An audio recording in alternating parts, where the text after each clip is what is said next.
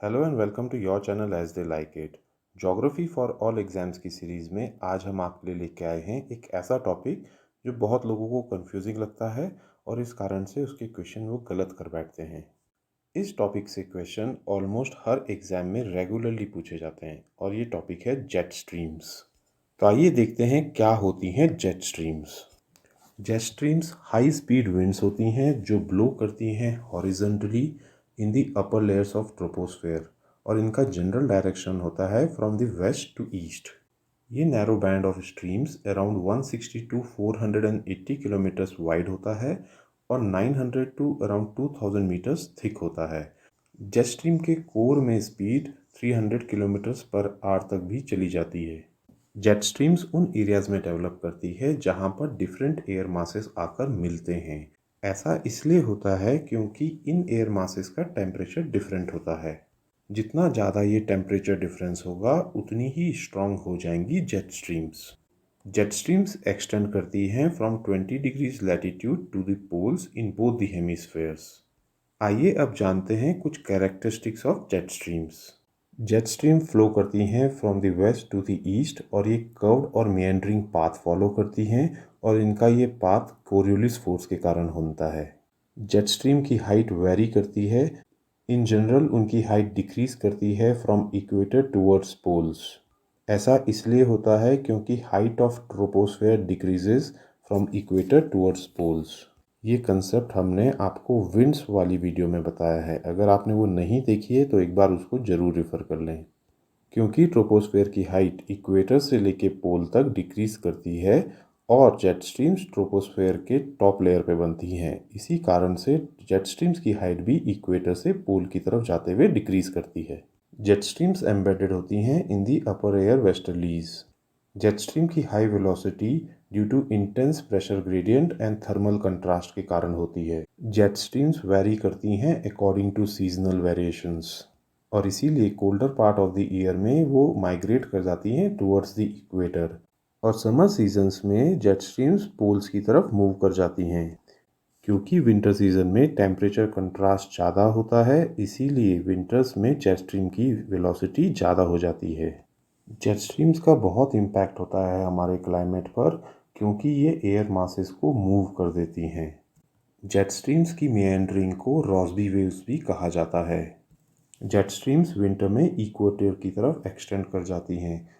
ऐसा दो कारणों से होता है क्योंकि विंटर में थर्मल कंट्रास्ट ज़्यादा होता है और दूसरा रीज़न है विंटर्स के समय प्रेशर बेल्ट्स जो हैं अर्थ की वो साउथ में शिफ्ट कर जाती हैं।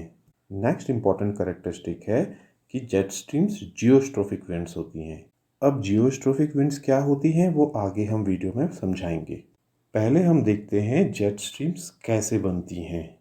जेनेसिस ऑफ जेट स्ट्रीम्स तीन काइंड ऑफ ग्रेडियंट्स के कारण होता है। पहला thermal gradient between pole and equator, दूसरा pressure gradient between pole and equator and third is pressure gradient between surface and sub surface air. Jet streams generate करती हैं because of the thermal contrast of air cells. अब atmospheric cells जिसमें होते हैं Ferrel cell, Hadley cell and polar cell, ये तीनों हमने आपको ऑलरेडी पढ़ा रखे हैं विंड्स वाली वीडियो में। अगर आपने वो नहीं देखी है तो आप प्लीज़ उसको एक बार रिफ़र कर लीजिए ताकि आपके कंसेप्ट्स क्लियर रहें।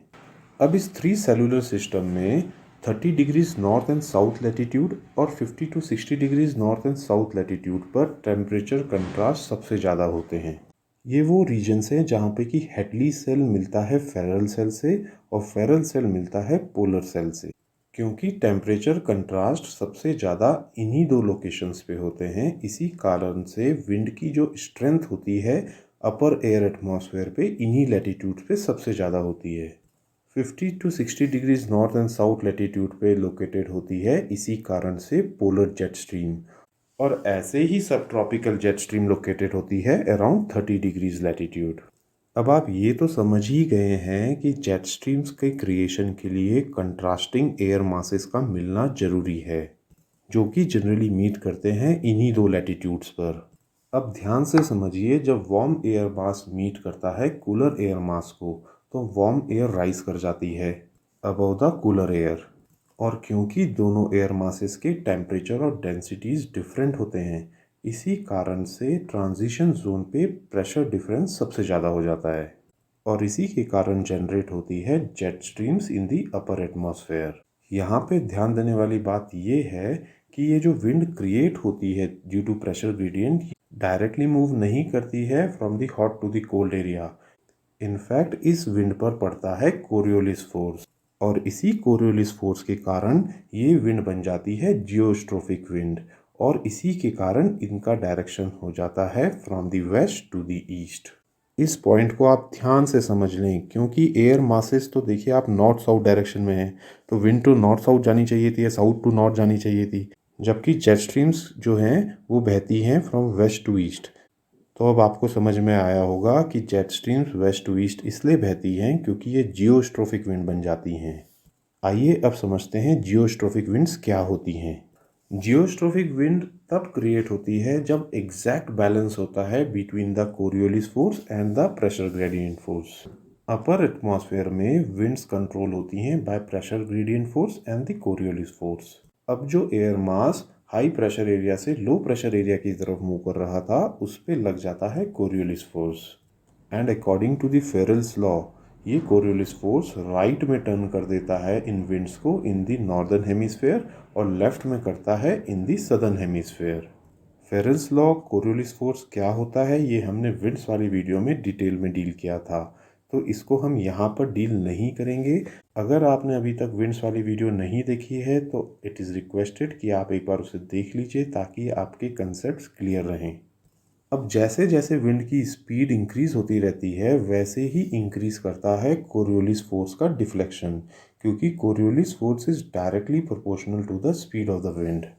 तो एक ऐसा पॉइंट आता है जहाँ पे कि कोरियोलिस फोर्स बैलेंस कर जाता है प्रेशर ग्रेडियंट फोर्स को और इस पॉइंट पर विंड ब्लो करती है पैरेलल टू द आइसोबार्स, यानी कि perpendicular to the pressure gradient force, और ऐसी विंड को कहते हैं जियोस्ट्रोफिक विंड। और जेट स्ट्रीम्स हमारी जियोस्ट्रोफिक विंड्स हैं जो बहती हैं वेस्ट टू ईस्ट। ये हैं reasons of genesis of jet streams, ये आपको आसानी से किसी भी बुक में नहीं मिलेंगे। आइए समझते हैं जेट स्ट्रीम्स को कैसे डिस्कवर किया गया था।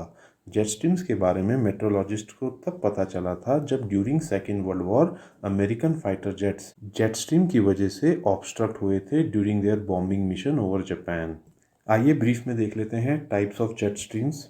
इसमें आती हैं पोलर फ्रंट जेट स्ट्रीम्स, सब tropical westerly jet streams, tropical easterly jet streams, polar night jet streams and local jet streams. Permanent jet streams in पांचों में से हैं सब tropical jet streams and polar front jet streams.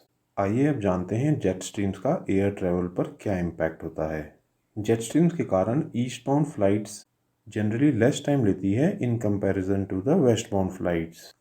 Jet stream के कारण कई बार aircrafts को experience करना पड़ता है वॉलेंट and sudden change in wind, जिसको विंड शेयर भी कहते हैं, और विंड शेयर एयरक्राफ्ट इंडस्ट्री के लिए एक थ्रेट मानी जाती है।